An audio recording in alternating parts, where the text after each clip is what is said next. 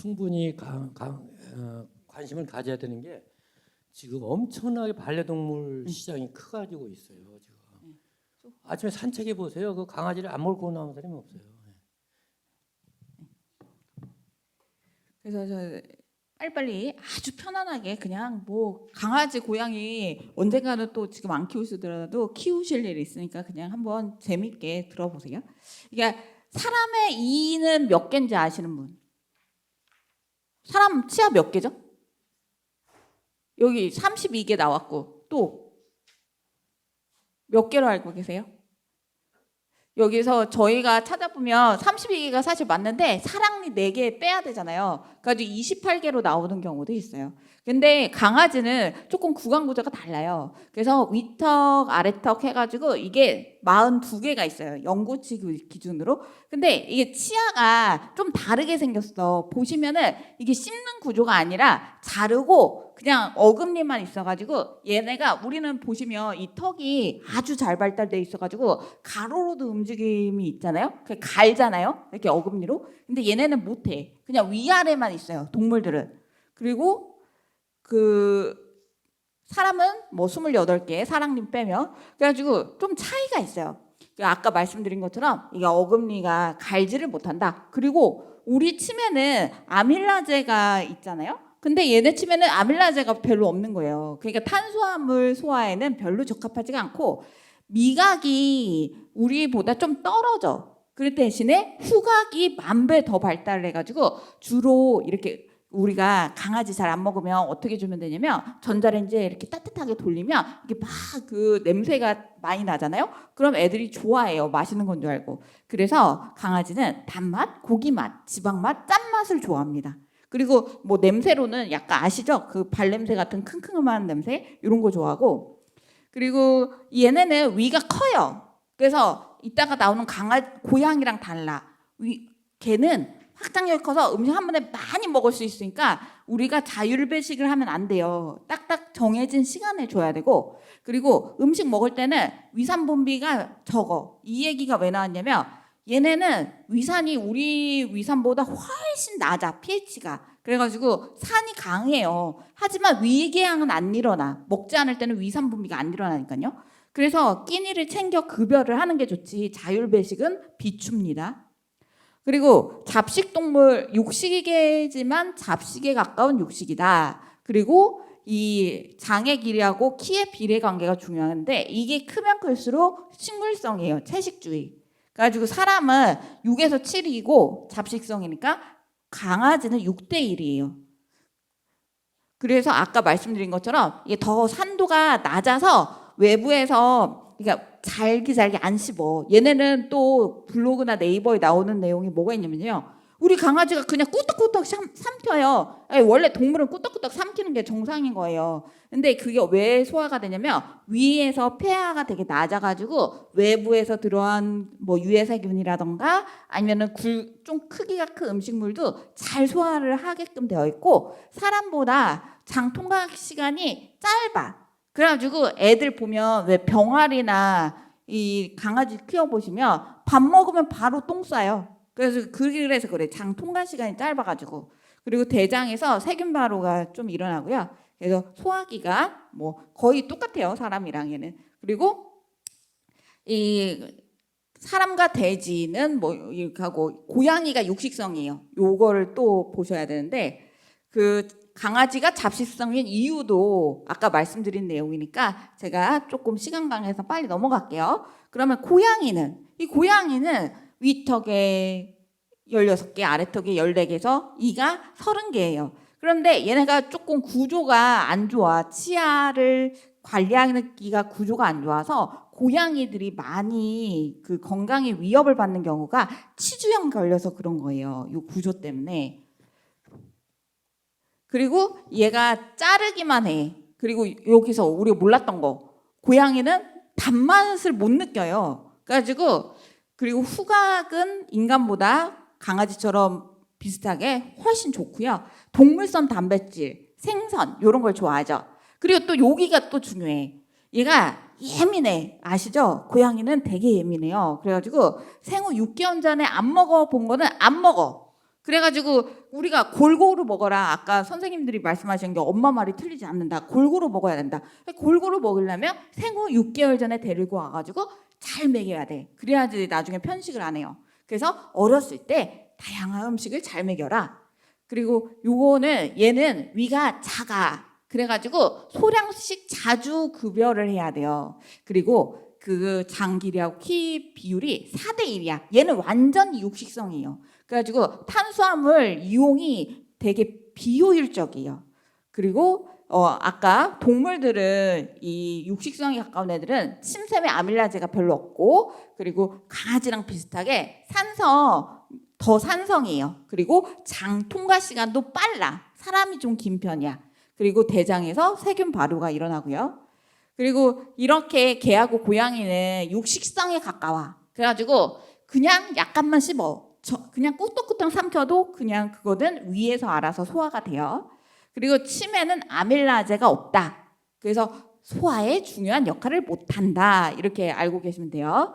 그러면 도대체 이거 급여량을 어떻게 계산을 할 것인가? 그러면은 이 에너지를 저희가 계산을 하는데 벌써 공식이 있어요. 70 곱하기 체중에다가 0.75승 한 다음에 팩터를 곱하는데, 이 팩터는 얘네가 성장기냐 아니면은 다 컸냐, 노령견이냐 아니면 비만이냐에 따라서 팩터 값이 다 그 계산이 되어져 있어요. 그래서 요거를 해서 에너지율을, 칼로리를 계산을 할 수가 있는 거고, 사람하고 거의 비슷한 거죠. 6대 필수 영양소, 물, 탄수화물, 지방, 단백질, 미네랄, 비타민을 먹어줘야 되는 거고, 물은 뭐 잘 아시다시피 굉장히 중요하죠. 그 영양하고 소화 흡수에 되게 도움이 될 수가 있고. 근데 또 고양이가 또 문제가 되는 거예요. 얘가, 고양이들이 물 싫어하잖아. 잘 씻지도 않고. 근데 그게 왜 그러냐면 사막에서 온 애들이야, 원래 고양이가. 그러니까 물 안 마시는 걸로 되어 있는데 이게 물을 너무 안 마셔. 그래가지고 요로 결석이 되게 잘 오죠, 고양이가. 그래서 음수량을 좀 늘리는 방법을 고민들을 많이 하시는데, 이 물의 일일 요구량은 계산하기가 편해요. 아까 칼로리 계산하셨잖아요. 그거랑 똑같은 거예요. 그러니까 일일 권장 칼로리나 일일 권장 물의 밀리리터나 똑같다. 그리고 사료의 수분 함량을 고려를 해줘야 된다. 그래서 그러니까 얘네가 일단 사람이든 동물이든 많이 체중이 나가면은 대사성 질환이 되기 때문에 지방하고 단백질 과다 섭취하는 게 좋지가 않아요. 그래가지고 이거를, 그러니까 세 가지를 적절하게 비율을 잘 섞어야 돼요. 그리고 고양이 같은 경우에는 탄수화물 과다 섭취가 당뇨병 발생을 위험을 이루는데, 이게 왜 그러냐면은 이게 되게 특이해. 사람은 우리가 뭐 달린 걸 먹잖아요. 뭐 케이크를 먹는다던가 막 이래. 그러면은 우리가 포도당 신생합성이 안 이루어져요. 그러니까 무슨 얘기냐면 혈당이 좀 어느 정도 높으면, 우리가 밥을 먹거나 그러면 간에서 포도당으로 전환이 원래 안 돼. 오히려 밥을 먹으면 포도당에서 글코겐으로 이렇게 다시 그 저장을 해놓죠.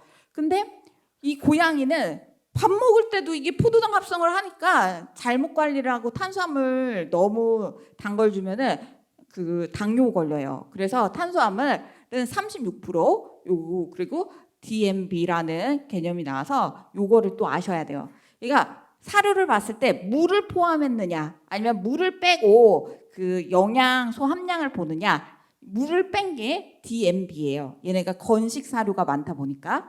그리고 이 가장 크게 또 차이가 나는 게 필수 아미노산이 달라.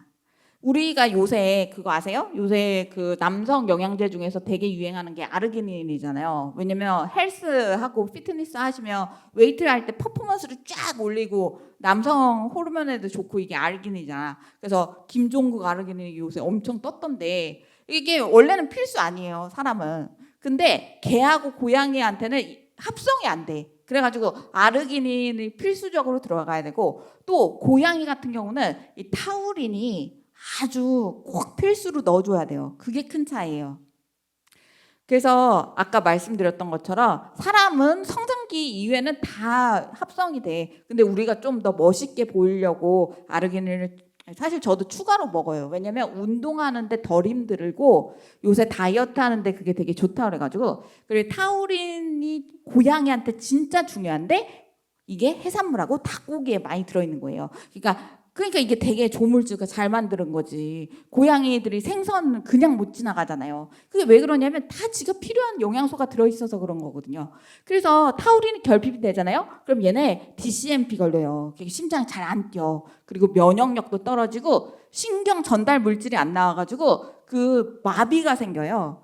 그래서 고양이한테는 이게 되게 중요하고, 그리고 AAFCO가 뭐냐면 미국이나 유럽은 이 사료 권장 가이드라인이 되게 잘 되어 있거든요. 그래가지고 어떤 영양소다 그러면 몇 프로가 필요한다 이게 딱 되어 있는데 우리나라는 이게 가이드라인이 아직 없는 거예요. 그래서 그 채소 단백질은 개 같은 경우에는 18%, 고양이 같은 경우는 26%고 이 많은 고양이가 신부전으로 무지개 다리를 건너는 거예요. 무지개 다리 무슨 얘기인지 아시죠? 그래서 단백질하고 소금의 제한이 필요하다. 그리고 물도 좀 잘 먹여야 된다.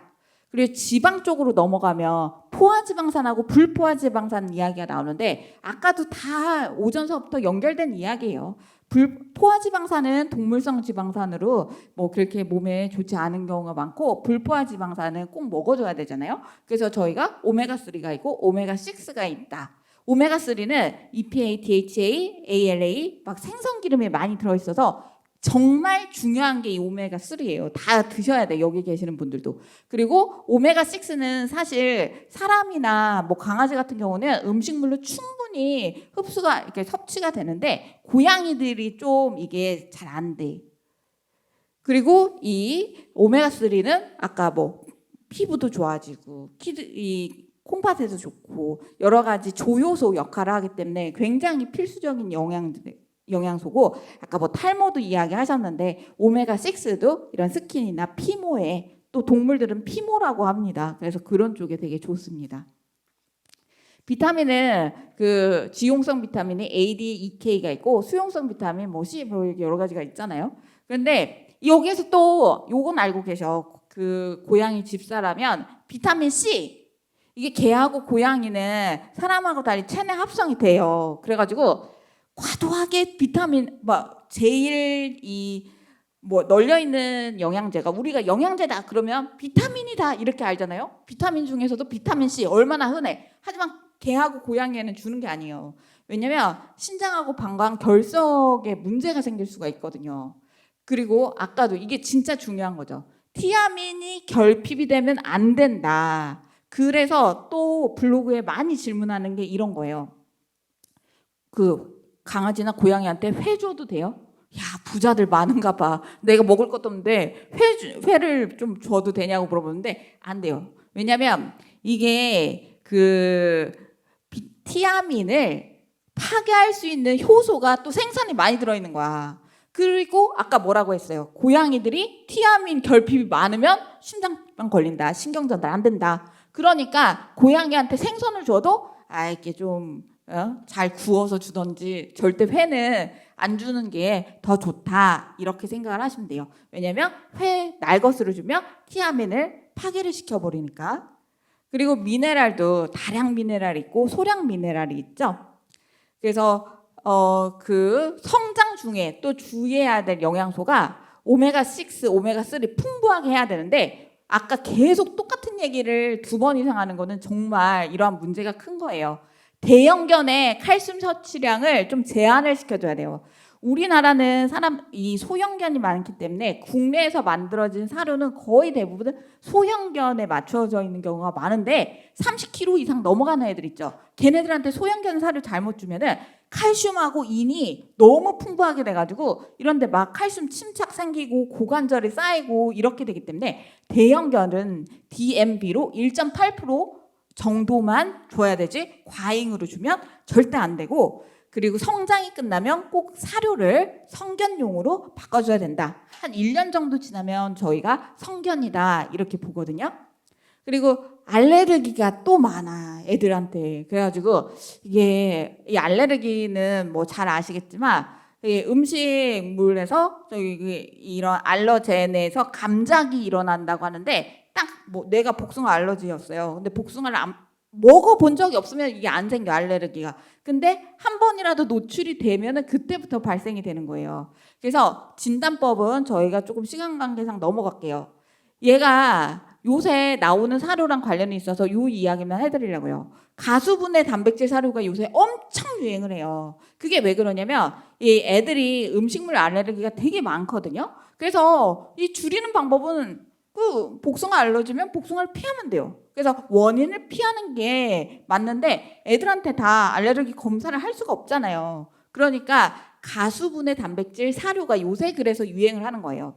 이게 단백질이 큰 단위로 있으면 이 면역 체계에 다 걸려서 알러젠을 이게 몸에서 인식을 해버린단 말이에요. 근데 가수분해로 아주 작게 쪼개면 이 그물 체계에 그물이 면역 체계인데 이 면역 체계를 통과를 해버려. 그래서 왜 요새 강아지 영양제 보면 시꺼먼 거 유행하거든요. 그게 다 가수분해 단백질 사료입니다. 그래서 그런 게 유행을 하는 거고요. 비뇨기 결석 엄청 많아요. 그래가지고 애들이 다 피 오줌 누고 막 이런 경우가 많아서 생활 방식하고 음식이 원인이 돼서 이런 걸 좀 주의를 해주셔야 되는데 사람이나 뭐 동물이나 이 결석에 대한 예방은 동일해요. 그래서 음수량을 늘려야 돼. 근데 고양이는 물을 싫어하니까 좀 여기 물 타먹는 거 요새 뭐 링티 이런 거 비슷하게 동물들도 그런 게 나와요. 그래서 물에 맛을 내는 그런 걸 할 수가 있고 그리고 음수량을 늘리기 위한 제품들이 있는데 주의점이 있어요.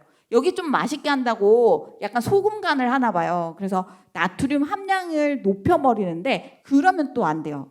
그리고 이 단백질을 너무 과다하게 줬을 때 왜 결석이 생기냐면 여기 대사 후에 생기는 암모니아라던가 같이 섭취하게 되는 고기 먹으면 또 뼈 있으니까 더 많이 섭취를 할 수 있단 말이에요. 그리고 또 비타민 C 이런 게 다 결석을 만들게 되는 거기 때문에 결석을 예방하려면 이 말씀드린 물은 많이 먹이고 단백질, 비타민 C는 조금 어느 정도 균형 있게 줘야 된다. 그리고 이 위장염도 애들 거의 반려동물 3대 질환이 장염, 그리고 세균성 피부염 혹은 그 웨이도염, 그리고 치주염 이렇게 3대 돈 많이 쓰는 질환이 3대 질환이 그거예요. 지금부터는 더 편안하게 들으셔도 돼요. 제가 뒷광고 좀 하려고요. 뒷광고 말고 그냥 대놓고 앞광고 좀 하겠습니다.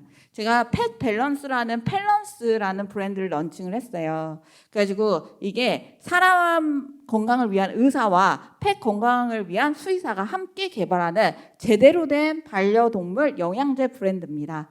그래가지고 저희가 세계 최초로 박테리오파즈 라인이라고 해가지고 이 아까 말씀드렸던 장염의 원인인 대장균과 살모넬라 균을 먹어 없애는 이런 프로바이오틱스를 저희가 함유를 시켰어요. 그래가지고 이렇게 밸런스 바이추 이게 애들 기호에도 되게 좋고 장 건강에도 맞답니다. 그래서 애들이 아주 되게 좋아요. 네이버 치시면 바로 사실 수가 있는데 유해세균 임상 시험을 했는데 많이 효과적으로 유해균이 감소했기 때문에 여러분들이 병원비를 좀 세이브할 수 있는 방법이 되지 않을까 이렇게 생각이 됩니다. 그래서 편안하게 저희 강의 들려주셔서 감사하고요. 그래서 경청해 주셔서 감사합니다. 그리고 만약에 질문 있으시면 저한테 직접 오시면 제가 보내드릴 테니까 직접 그냥 편안하게 오세요. 네네네. 감사합니다. 네. 아유, 근데 반려견 시장에 관심 가지시고요. 또 우리가 사업적으로 관심을 가지시면 이쪽도 좀 충분한 관심을 가지면 앞으로 굉장히 전망이 있을 겁니다. 우리나라가 왜냐하면 선진국이 됐기 때문에 이제는 반려견 시장이 큽니다.